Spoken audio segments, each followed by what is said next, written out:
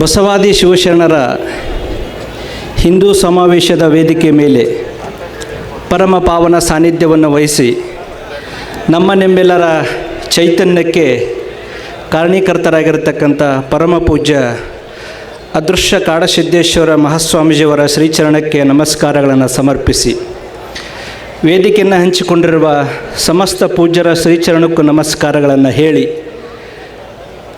ನನ್ನ ಹಿಡಿದುಕೊಂಡು ನೀವೆಲ್ಲರೂ ಕೂಡ ಅಷ್ಟೇ ಕಾತುರದಿಂದ ಕಾಯುತ್ತಿರುವ ನಮ್ಮ ಹೃದಯ ಬಡಿತ ಯಾವಾಗ ಹೆಚ್ಚಿಗೆ ಆಗ್ತದೋ, ಯಾರ ಮಾತುಗಳಿಂದ ಹೆಚ್ಚಿಗೆ ಆಗ್ತದೋ, ಯಾರ ಮಾತು ಕೇಳಿದರೆ ನಮಗೆ ಖುಷಿ ಆಗ್ತದೋ ಅಂತ ನಾವೆಲ್ಲರೂ ಕಾಯಕತ್ತಿದ್ದೀವಿ. ಅದೇ ನಮ್ಮ ನಾಡು ಕಂಡ ಭಾರತ ಮಾತೆಯ ಹೆಮ್ಮೆಯ ಪುತ್ರರಾಗಿರ್ತಕ್ಕಂಥ ನಮ್ಮ ಸನ್ಮಾನ್ಯ ಶ್ರೀ ಈಶ್ವರಪ್ಪನವರು ಹಾಗೂ ಸನ್ಮಾನ್ಯ ಶ್ರೀ ಯತ್ನಾಳ್ ಗೌಡ್ರು. ಬಹುಶಃ ಅವ್ರು ಮಾತಾಡಿದ ಮೇಲೆ ನಮಗೆ ಕೊಡ್ತಾರಂತ ಅಂದ್ಕೊಂಡಿದ್ದೀವಿ. ಕಾರಣ ಏನಂದರೆ ನಮಗೊಂದು ಸ್ವಲ್ಪ ಹೊರಗೆ ಬರ್ತದೆ ಮಾತಾಡೋಕ್ಕಂತ. ಇಲ್ಲ ಅವ್ರು ಮಾತಾಡಿದ ಮೇಲೆ ಭಾಳ ಮಂದಿ ಎದ್ದೋದ್ರು ಹೋಗಿ ಈಗ ಯಾರು ಹೇಳಕ್ಕೆ ಬರೋಂಗಿಲ್ಲ, ಅದಕ್ಕೆ ನೀವು ಮಾತಾಡ್ರಿ ಮೊದಲಂತಂದರು. ಭಾಳ ಮಂದಿಗೆ ಒಂದು ಪ್ರಶ್ನೆ ಏನಾಗಿದೆ ಅಂದರೆ, ಭಾಳ ಕೂಗಬೇಡ್ರಿಪ್ಪ, ನೀವು ಗೌಡ್ರ ಹೆಸರು ಹೇಳಿದಾಗೆಲ್ಲ ಭಾಳ ಕೂಗಿದ್ವಿ ಅಂದ್ರೆ ಅಲ್ಲಿ ಕೆಲವು ಕುರ್ಚಿಗಳು ಹಳ್ಳಾಡ್ತಾವೆ ಮರಯ್ಯ, ಭಾಳ ಕೂಗಬೇಡ್ರಿ. ಆ ಸಮಯ ಸಂದರ್ಭ ಬಂದಾಗ ಕೂಗಾಕತ್ತಿರ್ಬೇಕಾದ್ರೆ ಹೀಗೆ ಬುಗ್ಲು ಎಬ್ಸ್ಬೇಡ್ರಿ ಅವರಿಗೆ.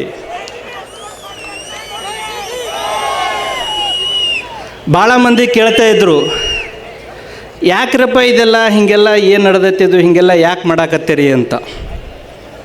ಅವಾಗ ಅವರಿಗೆಲ್ಲ ಒಂದು ಪ್ರೀತಿಯಿಂದ ಒಂದು ಮಾತನ್ನು ನಾನು ಹಂಚಿಕೊಂಡೆ. ಒಂದು ಉದಾಹರಣೆ ಮುಖಾಂತರವಾಗಿ ಹೇಳಿದವ್ರಿಗೆ ನಾನು ಇದೊಂದು ಉದಾಹರಣೆ ಹೇಳಿ ಮುಗಿಸಿಬಿಡ್ತೀನಿ ರೀ, ಚೀಟಿ ಕೊಟ್ಬೇಡ್ರಿ ದಯವಿಟ್ಟು.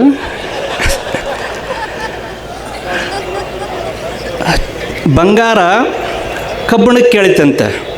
ಏನು ಕೇಳಿತಂದರೆ, ನೋಡಪ್ಪ ಸುತ್ತಿಗೆ ತೊಗೊಂಡು ನನಗೂ ಹೊಡಿತಾರ, ನಿನಗೂ ಹೊಡಿತಾರ, ಮತ್ತು ನನಗೆ ಎಷ್ಟು ಹೊಡೆದ್ರು ನಾನು ಸುಮ್ಮನೆ ಇರ್ತೀನಿ, ಮತ್ತು ನೀ ಸ್ವಲ್ಪ ಹೊಡೆದ್ರು ಶಬ್ದ ಮಾಡ್ತಿ, ಜೋರು ಹೊಡೆದ್ರು ಶಬ್ದ ಮಾಡ್ತಿ, ಹಿಂಗೆ ಯಾಕೆ ಅಂತ ತಿಳ್ಕೊಂಡು ಬಂಗಾರ ಸುತ್ತಿಗೆ ಕೇಳಿತಂತ. ಅದಕ್ಕೆ ಸುತ್ತಿಗೆ ಬಂಗಾರ ಕಬ್ಬಣಕ್ಕೆ ಕೇಳಿತಂತ. ಅವಾಗ ಕಬ್ಬಣ ಹೇಳಿತಂತ, ಹೌದಪ್ಪ ನಿನಗೆ ಹೊಡೆದಾಗ ನೀ ಸುಮ್ಮನೆ ಇರ್ತಿ, ನನಗೆ ಹೊಡೆದಾಗ ನಾನು ಶಬ್ದ ಮಾಡ್ತೀನಿ. ಯಾಕಂದ್ರೆ ಆ ಸುತ್ತಿಗೆ ಏನೈತಲ್ಲ, ಆ ಸುತ್ತಿಗೆ ಕಬ್ಬಣದೈತಪ್ಪ, ಅದಕ್ಕೆ ನನಗೆ ಬ್ಯಾನೆ ಭಾಳ ಆಕತ್ತೆ, ಅದಕ್ಕೆ ನಾನು ಶಬ್ದ ಮಾಡ್ತೀನಿ ಅಂತ ಹೇಳ್ತಂಥದ್ದು. ನಮಗೆ ನಮ್ಮ ಸಂಸ್ಕೃತಿ ಬಗ್ಗೆ, ನಮ್ಮ ಇತಿಹಾಸದ ಬಗ್ಗೆ, ನಮ್ಮ ಸಂಸ್ಕಾರಗಳ ಬಗ್ಗೆ, ನಮ್ಮ ದೇವರ ಬಗ್ಗೆ, ನಮ್ಮ ಗುರುಗಳ ಬಗ್ಗೆ, ನಮ್ಮ ಭಾಷೆಯ ಬಗ್ಗೆ, ನಮ್ಮ ಧರ್ಮದ ಬಗ್ಗೆ ಬೇರೆಯವ್ರು ಯಾರಾದರೂ ಏನಾರು ಅಂದಿದ್ರೆ ಸಹಿಸ್ಕೊತಿದ್ದೀವಿ. ನಮ್ಮವರೇ ಅನ್ನಕತ್ತಾರಲ್ಲ, ಇದು ಭಾಳ ಸ್ವಲ್ಪ ತ್ರಾಸ ಆಗಾಕತ್ತು ಅಂತ ಹೇಳಿದೀವಿ. ನಮಗೆ ಇದು ಸ್ವಲ್ಪ ತ್ರಾಸ ಭಾಳ ಆಗಾಕತ್ತು ಅಂತ. ಇಷ್ಟೆಲ್ಲ ಸಾಕ್ಷಿ ಏನಂತಂದರೆ, ಕನ್ನೇರಯ್ಯಪ್ಪವರು ಬಾಗಲಕೋಟೆ ಜಿಲ್ಲೆಗೆ ಮರುಪಾದಾರ್ಪಣೆ ಮಾಡಿದ್ದು ಲಯನ್ ಈಸ್ ಬ್ಯಾಕ್ ಅಂತ. ಸಿಂಹ ಮತ್ತು ಬಾಗಲಕೋಟೆ ಜಿಲ್ಲೆಗೆ ಪಾದಾರ್ಪಣೆ ಮಾಡಿದೆ ಅಂತ. ಅದರ ಜೊತೆಗೆ ನಮ್ಮ ಸನಾತನ ಹಿಂದೂ ಸಂಸ್ಕೃತಿಯ ನಮ್ಮ ನಾಡು ಕಂಡ ದಿಟ್ಟ ವೀರ ಹುಲಿಗಳು ಅವರು ಕೂಡ ಜೊತೆಗೆ ಬಂದಿದ್ದಾರೆ. ಬಹುಶಃ ನಾವು ಹಿಂದಿನ ಸಭೆಯಲ್ಲೇ ಯತ್ನಾಳ್ ಗೌಡ್ರು ಉಪಸ್ಥಿತಿ ಇರ್ತಾರ ಅಂತ ಅಂದ್ಕೊಂಡಿದ್ದೀವಿ. ಕಾರಣಾಂತರದಿಂದ ಉಪಸ್ಥಿತಿ ಇರಲಿಲ್ಲ. ಹಾಗಾಗಿ ಯತ್ನಾಳ್ ಗೌಡ್ರಿಗೆ ನಾನು ವೈಯಕ್ತಿಕವಾಗಿ ಒಂದು ಮನವಿಯನ್ನು ಕೇಳ್ಕೊತೀನಿ. ಈ ಧ್ವನಿ ಈ ಸೀಟಿ 100 ಕಾಲ ಭಾರತ ಮಾತೆ ಕೇಳಬೇಕಾಗಿತ್ತಂದರೆ ಎಲ್ಲೆಲ್ಲಿ ಹಿಂದೂ ಸಮಾವೇಶಗಳು ನಡೀತವ ಅಲ್ಲೆಲ್ಲ ಕೂಡ ಬಸವರಾಜ್ ಪಾಟೀಲ್ ಯತ್ನಾಳ್ ಅವರು ಇರಲೇಬೇಕು ಅಂತಕ್ಕಂಥ ಮನವಿ ನಿಮ್ಮೆಲ್ಲರ. ಬಹುಶಃ ಅವ್ರು ಎಷ್ಟೇ ಒತ್ತಡ ಇದ್ದರೂ ಅದಕ್ಕೆ ಒಪ್ಪಿಗೆ ಕೊಡ್ತಾರ ಅಂತ ಅಂದ್ಕೊಂಡಿದ್ದೀನಿ. ಭಾರತ ದೇಶ ಅಂದರೆ ಸ್ವಯಂ ಪ್ರಕಾಶಮಾನವಾಗಿರ್ತಕ್ಕಂಥ ದೇಶ. ಯಾವುದರಿಂದ ಬೆಳಕು ತಗೊಂಡಿಲ್ಲ, ಯಾರಿಂದೂ ಸಹಾಯ ತಗೊಂಡಿಲ್ಲ, ಸ್ವಯಂ ಪ್ರಕಾಶದಿಂದ ಜಗತ್ತಿಗೆ ಪ್ರಕಾಶವನ್ನು ಕೊಟ್ಟಿರ್ತಕ್ಕಂಥ ಭಾರತ ದೇಶ ಅಂದರೆ ಮೊಟ್ಟ ಮೊದಲ ಬಾರಿಗೆ ಜೀವಿಗಳಿಗೆ ಅನ್ನವನ್ನು ಕೊಟ್ಟಿರ್ತಕ್ಕಂಥ ದೇಶ. ಭಾರತ ದೇಶ ಅಂದರೆ ಮೊಟ್ಟ ಮೊದಲ ಬಾರಿಗೆ ಪ್ರಪಂಚದ ಮಾನವರಿಗೆ ಉಡಲು ಬಟ್ಟೆಯನ್ನು ಕೊಟ್ಟಿರ್ತಕ್ಕಂಥ ದೇಶ.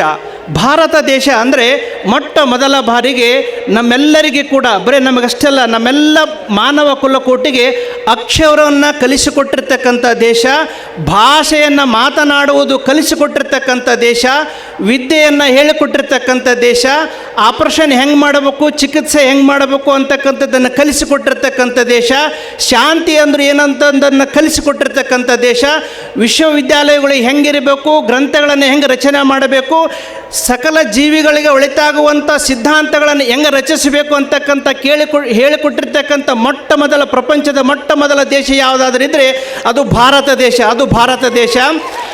ಸೂರ್ಯನಿಂದ ಭೂಮಿ ಎಷ್ಟು ದೂರಿದ್ದಾನೆ, ಸೂರ್ಯನಿಂದ ಭೂಮಿ ತಿರುಗ್ತದೋ ಸೂರ್ಯ ತಿರುಗ್ತದೋ ಅಂತಕ್ಕಂಥ ಮೊಟ್ಟ ಮೊದಲ ಸಂದೇಶವನ್ನು ಹೇಳಿಕೊಟ್ಟಿರ್ತಕ್ಕಂಥದ್ದು ಭಾರತ ದೇಶ. ಭೂಮಿಯ ಹಿಡಿದುಕೊಂಡು ಉಳಿದೆಲ್ಲ ಸೌರಮಂಡಲದಲ್ಲಿ ಏನೇನು ಗ್ರಹಗಳು ಹೆಂಗಿದ್ದಾವೆ, ಅದರ ಗಾತ್ರ ಎಷ್ಟು, ಅದರ ವೇಗ ಎಷ್ಟು, ಇದೆಲ್ಲ ಹೇಳಿಕೊಟ್ಟಿರ್ತಕ್ಕಂಥದ್ದು ಭಾರತ ದೇಶ. ಮತ್ತು ಅಮಾವಾಸ್ಯೆಗೆ ಸೂರ್ಯಗ್ರಹಣ ಬರ್ತದೆ, ಹುಣ್ಣಿಮೆಗೆ ಚಂದ್ರಗ್ರಹಣ ಬರ್ತದೆ, ಯಾವ ವರ್ಷಕ್ಕೆ ಯಾವ ಸಮಯಕ್ಕೆ ಗ್ರಹಣ ಬರ್ತದೆ ಅಂತ ತಿಳ್ಕೊಂಡು ಸಾವಿರ ವರ್ಷಗಳ ಮೊದಲನೇ ಹೇಳಿಕೊಟ್ಟಿರ್ತಕ್ಕಂಥ ದೇಶ ನಮ್ಮ ಭಾರತ ದೇಶ.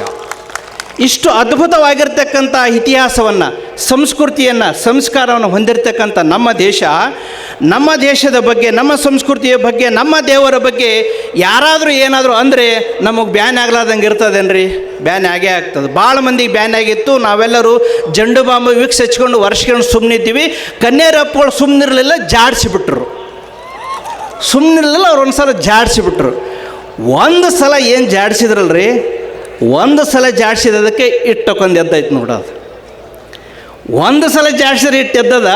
ಇನ್ನೇನಾದರೂ ನಿರಂತರವಾಗಿ ಹಿಂಗೆ ಜಾಡಿಸ್ಕೊಂತ ಹೋದರೆ ಇಡೀ ಪ್ರಪಂಚ ಅಲ್ಲಿಂದನೇ ಭಾರತ ದೇಶಕ್ಕೆ ಹಣಿ ಹಚ್ಚಿ ನಮಸ್ಕಾರ ಮಾಡೋದ್ರಲ್ಲಿ ಯಾವ ಅನುಮಾನನೇ ಇಲ್ಲ.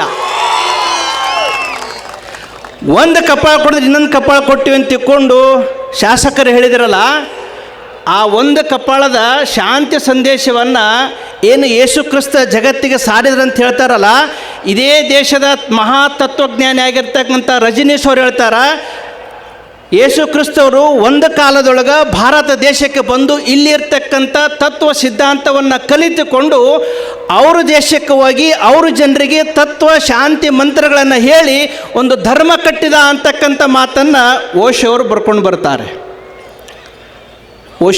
ಬರ್ತಾರೆ. ಮತ್ತೊಂದು ಮಾತನ್ನು ಹೇಳಿದರು ಅವರು, ಇವರೇನು ಮೂಲತಃವಾಗಿ ಬೇರೆ ಮತದವರಲ್ಲ, ನೀವು ಕೂಡ ನಮ್ಮ ಭಾರತೀಯರೇ, ನಮ್ಮದೇ DNA ಐತೆ ನಿಮ್ಮ ಹತ್ರ ಅಂತ ತಿಳ್ಕೊಂಡು ಹೇಳಿದ್ರಲ್ಲ, ಇವರು ಕೂಡ ಅದು ಅಷ್ಟೇ ಸತ್ಯವಾಗಿರ್ತಕ್ಕಂಥ ಮಾತು. ಇವೆರಡನ್ನು ಹೋಲಿಸ್ಕೊಂಡ್ರೆ ಇಡೀ ಜಗತ್ತಿಗೆ ಧರ್ಮ, ಶಾಂತಿ, ಸಂದೇಶ, ಸುಖ, ಶಾಂತಿ, ನೆಮ್ಮದಿ ಇದೆಲ್ಲವನ್ನು ಕೊಟ್ಟಿರ್ತಕ್ಕಂಥ ಕೀರ್ತಿ, ಗೌರವ ಯಾರಿಗೆ ಸಲ್ತದಂದರೆ ಭಾರತ ದೇಶಕ್ಕೆ ಸಲ್ತದೆ. ಹಾಗಾಗಿ ಅಂಥ ಭಾರತ ದೇಶದ ಹಿರಿಮೆ ಗರಿಮೆಯನ್ನು ನಾವೆಲ್ಲರೂ ಕಾಪಾಡುವ ನಿಟ್ಟಿನಲ್ಲಿ ಎದ್ದು ನಿಂತುಕೊಂಡಿದ್ದೀವಿ. ದಯವಿಟ್ಟು ನಿಮ್ಮೆಲ್ಲರಿಗೆ ಕೇಳ್ಕೊಳ್ಳೋದು ಒಂದೇ ಒಂದು ಮಾತು, ಮತ್ತೆ ಕುಂದ್ರಕ್ಕೆ ಹೋಗೋದು ಬೇಡ. ಏನು ಎದ್ದು ನಿಂತೀವಲ್ಲ, ನೀವು ಎದ್ದು ನಿಂತಿದ್ದು ಮುಂದಲೂರೋರು ಎದ್ದು ನಿಂದಿರೋಕ್ಕೂ ಕೂಡ ನೀವೆಲ್ಲರೂ ಕೂಡ ಇವತ್ತು ಆದರ್ಶ ಆಗಿದ್ದೀರಿ ಅಂತಕ್ಕಂಥ ಮಾತನ್ನು ಭಾಳ ಹೆಮ್ಮೆಯಿಂದ ನಾನು ಒಪ್ಪಿಕೊಂಡಿದ್ದೀನಿ. ಬಬಲೇಶ್ವರ ಕಾರ್ಯಕ್ರಮ ಭಾಳ ಅದ್ಭುತ ಆಯ್ತು ಅಂತ ತಿಳ್ಕೊಂಡು ಭಾಳ ಕೊಂಡಾಡಿದೀವಿ. ಈ ರಬಕವಿ ಬನಹಟ್ಟಿ ಕಾರ್ಯಕ್ರಮ ಹೆಂಗಾಯ್ತಂದ್ರೆ, ಎಲ್ಲಿ ಬಬಲೇಶದ ಕಾರ್ಯಕ್ರಮ ಒಂದು ಹಂತದೊಳಗೆ ಇದು ಮರಿಸ್ತೇನಪ್ಪ ಅನ್ನುವಷ್ಟು ನಿಟ್ಟಿನೊಳಗೆ, ಅದರ ಜೊತೆಗೆ ಮುಂದೆ ಯಾರಾದರೂ ಏನಾದರೂ ತಾರೀಖು ತಗೊಂಡು ನಾವು ಬಸವಾದಿ ಶಿವಶರಣರ ಹಿಂದೂ ಸಮಾವೇಶವನ್ನು ಮಾಡ್ತೀವಿ ಅಂತ ತಿಳ್ಕೊಂಡು ಅಪ್ಪವರಿಗೆ ತಾರೀಖು ಕೇಳಬೇಕಾದ್ರೆ ಅಂಜಿಕೆ ಬರಬೇಕು. ಆ ನಿಟ್ಟಿನೊಳಗೆ ಇಷ್ಟು ಜನಸಾಗರವನ್ನು ಸೇರಿದ್ರೆ ಎಲ್ಲಿ ಬೇಕಲ್ಲಿ ಬರೇ ಕೇಸರಿ. ತಾಯಿದರು ಎಲ್ಲಿ ನೋಡ್ತಾರೆ, ಎಲ್ಲ ತಾಯಿದರು ತಲೆ ಮ್ಯಾಗ ಕಳಸಿನೇ ಇದ್ದು ಭಾಳ ಹಗುರು ಹೊತ್ಕೊಂಡಿದ್ರು. ಅವ್ರು ಒಳಗೆ ಏನು ಹಾಕ್ಕೊಂಡಿದ್ರು ಗೊತ್ತಿಲ್ಲ ನನಗೆ. ಮತ್ತು ಅವರು ತಾಯಿದವರು ಕಳಸಿಕ್ಕಿಂತಲೂ ಆ ಕಳಸಿಗೆ ಹಾಕಿದ್ದು ಬಂಗಾರ ಸರದ ಮ್ಯಾಗ ಭಾಳ ಇತ್ತು ನನ್ನ ಕಣ್ಣು. ಅದೇನು ಒರಿಜಿನಲ್ ಐತೋ ಡೂಪ್ಲಿಕೇಟ್ ಐತೋ ಗೊತ್ತಿಲ್ಲ, ಏನು ಬನ್ನಟ್ಟಿ ರಬ್ಬಿಕೊಳ್ಳೋ ಬಂಗಾರನ ಅಟ್ಟೈತೋ ಗೊತ್ತಿಲ್ಲ. ಆದರೆ ಒಂದು ಮಾತನ್ನು ನಾವೆಲ್ಲರೂ ಒಪ್ಪಿಕೊಂಡಿದ್ದೀವಿ. ನಮ್ಮ ದೇಶ ಭಾರತ ಮಾತೆ, ನಮ್ಮ ದೇವರುಗಳಿಗೆ, ನಮ್ಮ ಗುರುಗಳಿಗೆ ಯಾರು ಕೇವಲವಾಗಿ ಮಾತಾಡ್ತಾರೆ, ಹಿಂದೂ ಸುಮ್ಮನಿಲ್ಲ, ಇವತ್ತು ಸುಮ್ಮನಿಲ್ಲ, ಮುಂದೂ ಕೂಡ ಸುಮ್ಮನಿರೋದಿಲ್ಲ ಅಂತಕ್ಕಂಥ ಸಂದೇಶವನ್ನು ನೀವೆಲ್ಲರೂ ಸಾರಿದಿರಿ. ಇದನ್ನೇ ಕೂಡ ನಾವು ಮುಂದುವರ್ಸ್ಕೊಂಡು ಹೋಗೋಣ ಅಂತಕ್ಕಂಥ ಮಾತನ್ನು ತಮ್ಮೆಲ್ಲರಿಗೆ ತಿಳಿಸಿ ನನ್ನ ಎರಡು ಮಾತುಗಳನ್ನು ಭಾರತ